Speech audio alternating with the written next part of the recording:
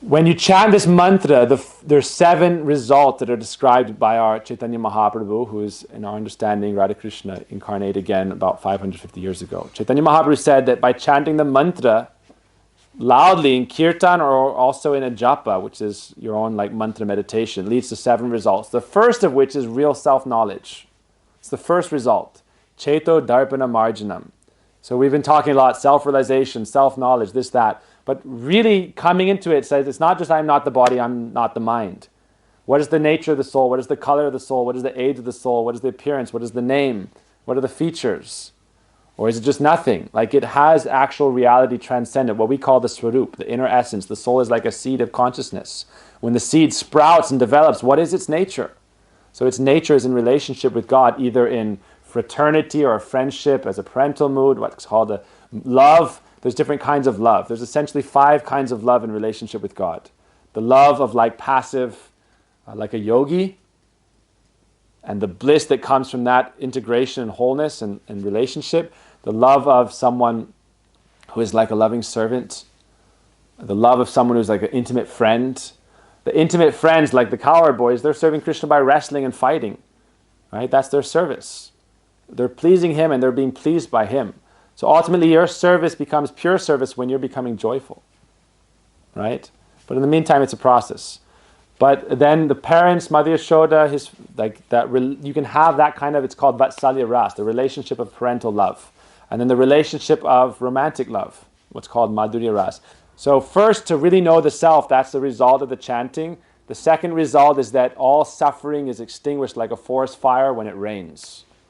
Bhava Mahadavagni Nirvapanam. So you're inviting that power of grace into your life that will ultimately destroy all suffering. That's the second result. The third result is described to be the soul is like a lotus that blossoms when the moonbeams of good fortune arise in one's life. That's the third result. So by chanting and by following this process, and it's not just one thing, Guru Padashray, taking shelter of spiritual master and following the process, these are all limbs of the spiritual path. But specifically the chanting is very important. The third result is that good fortune dawns in your life and the soul begins to blossom like a lotus. Consciousness begins to develop. Human life, consciousness is supposed to fully blossom.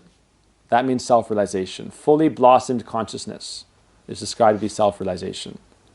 So then, fourth result, all spiritual knowledge is realized. Vidya vadu jivanam. You realize all transcendental knowledge. Fifth result, anandam buddhi vardhanam. Bliss is always rising. You're always being more and more joyful. It's not external like happiness, like you're a bliss bunny, but it's an internal state of true fulfillment, true meaning, and ever-rising joy.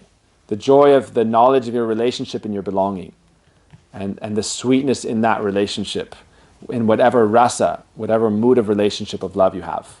Anandam buddhivardhanam pratipadam. That joy becomes so powerful that the 6th step is described to be tasting bliss at every step. Pratipadam purna amrita swadanam. And the last step is to be described to be sarvatma snapanam, complete snapanam, purification or bathing of the self so that there's no contamination whatsoever. That means, you could say, it's ultimate transcendence. So those are the 7 stages.